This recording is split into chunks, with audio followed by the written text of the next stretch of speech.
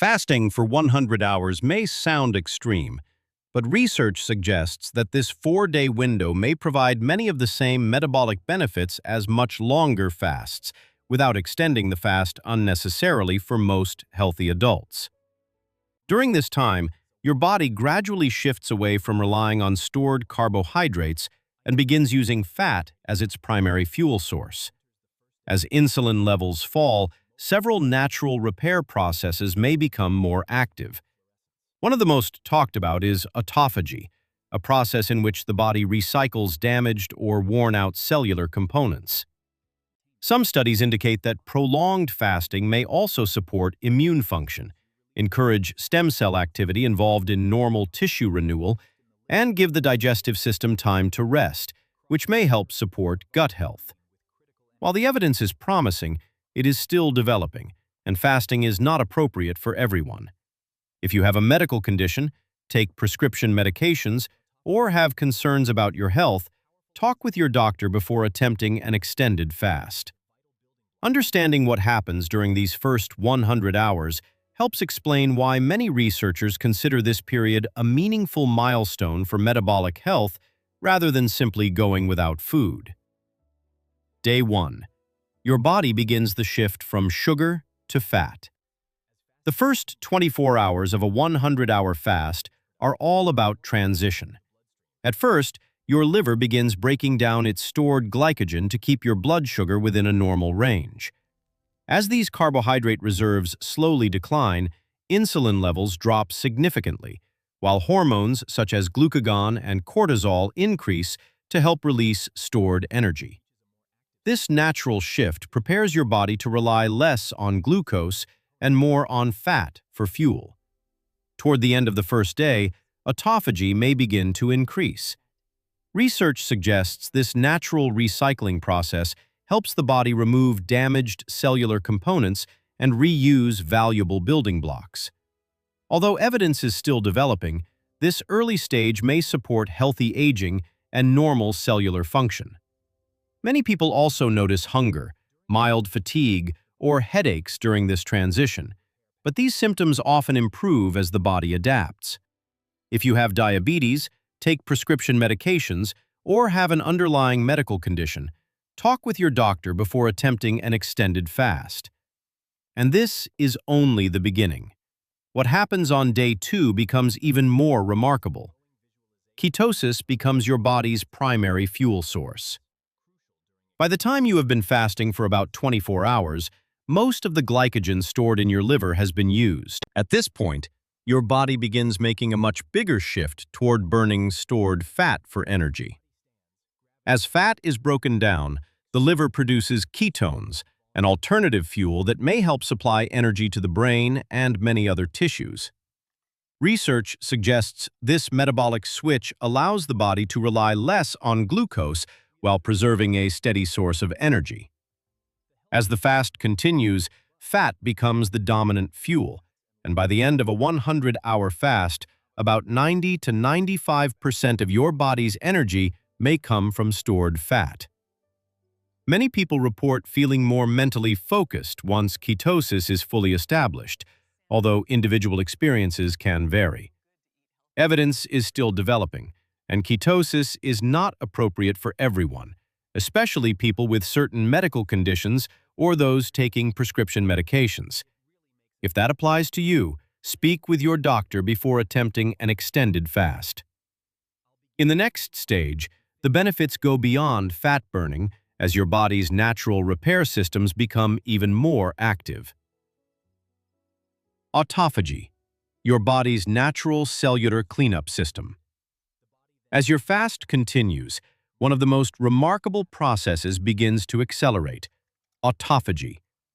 The word literally means self-eating, but it is better understood as your body's natural recycling system. Instead of allowing damaged proteins and worn-out cells to accumulate, the body breaks them down into smaller building blocks that may be reused to support healthy tissues. Research suggests this process may help improve normal immune function by clearing away older or less efficient cells and making room for healthier ones.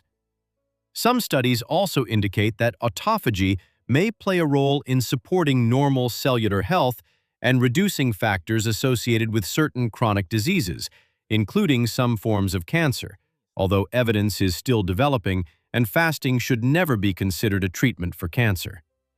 This is one reason many scientists are interested in prolonged fasting. If you have a chronic illness, are receiving cancer treatment, or take prescription medications, consult your doctor before attempting an extended fast. As the cleanup process continues, your body begins shifting from recycling old cells to rebuilding healthier ones. A powerful rise in growth hormone and brain support. As your fast moves into the second and third day, two important compounds begin to increase significantly: human growth hormone, HGH, and brain-derived neurotrophic factor, or BDNF. Research suggests that HGH levels may rise by as much as 300 to 500% during a prolonged fast. This natural response may help preserve lean muscle while your body relies on stored fat for energy, reducing the need to break down muscle tissue. At the same time, BDNF may support brain health by encouraging the growth of new nerve connections involved in learning, memory, and mental adaptability. Some studies indicate that higher BDNF levels may also contribute to improved focus and mental clarity that many people report during ketosis. However, evidence is still developing, and these changes should not be viewed as a treatment for memory disorders or neurological diseases. If you have a hormone disorder, a neurological condition, or take prescription medications, consult your doctor before attempting an extended fast. Next, we'll explore why the third day is often considered the turning point, when your body's repair systems reach their highest level of activity. Day 3. The peak of your body's natural repair process. By the third day of a prolonged fast, your body reaches what many researchers consider the most active stage of metabolic adaptation. Ketosis is now fully established, allowing fat and ketones to provide most of your energy needs. At the same time, autophagy may reach its highest level, helping the body recycle damaged proteins and worn-out cells more efficiently.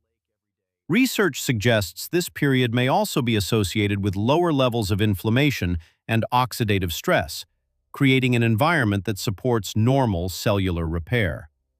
Some studies indicate the immune system may begin replacing older immune cells with newer ones, while stem cell activity may increase to support tissue renewal.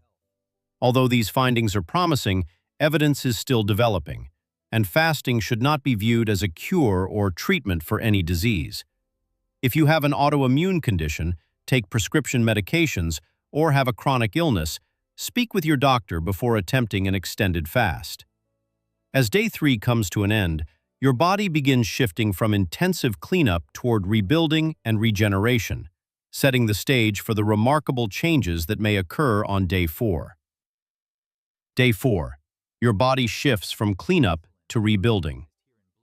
By the 4th day of a prolonged fast, your body begins moving beyond cellular cleanup and into a phase of repair and renewal. While autophagy remains active, the focus gradually shifts toward rebuilding healthy tissues. Research suggests that stem cell activity may continue to increase, supporting the normal replacement of older cells with new ones. At the same time, the digestive system has had several days to rest, which may help support the healing of the intestinal lining and a healthier gut environment. Some studies also indicate that genes involved in DNA repair and healthy aging become more active during this stage, although evidence is still developing. Many people report feeling calmer, mentally sharper, and more energetic, while some notice less joint discomfort as inflammation continues to decline. These benefits can vary widely from person to person and should not be viewed as guaranteed results.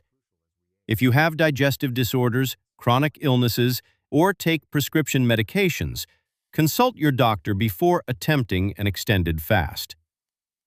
Understanding this final stage helps explain why a 100-hour fast is often considered a meaningful milestone for the body's natural repair process.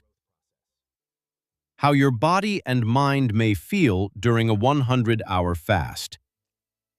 The physical and mental sensations of a prolonged fast often change dramatically from one day to the next.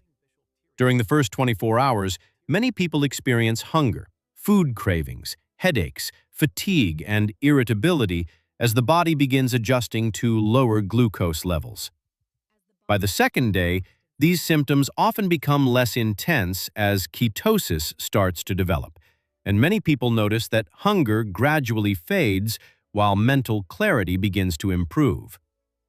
Research suggests this shift may be linked to the brain using ketones as an alternative source of fuel. By the third and fourth day, some people report feeling surprisingly calm, mentally focused, and energetic, with very little hunger despite not eating. Others even describe a mild sense of well-being or elevated mood. However, these experiences vary widely, and not everyone will respond the same way. Some individuals may continue to experience fatigue, dizziness, or weakness, particularly if they have underlying medical conditions. If symptoms become severe or concerning, end the fast and seek medical advice immediately. Understanding these changing sensations can help you recognize what may be a normal adaptation and what deserves closer attention. The important risks of prolonged fasting. While a 100-hour fast may offer potential metabolic benefits, it also carries important risks that should never be overlooked. One of the most significant concerns is electrolyte imbalance, which can develop as the body loses sodium, potassium, and other essential minerals. Research suggests that low electrolyte levels may contribute to symptoms such as dizziness, muscle cramps, lightheadedness when standing, heart palpitations, and unusual fatigue. In more severe cases, electrolyte disturbances can become medically serious and require prompt treatment. People who are already underweight, have very low body fat, or continue fasting well beyond 100 hours may also face a greater risk of losing lean muscle despite the body's efforts to preserve it. These risks increase further in individuals with chronic medical conditions or those taking prescription medications. Prolonged fasting is not appropriate for everyone, and it should only be attempted with medical guidance when necessary.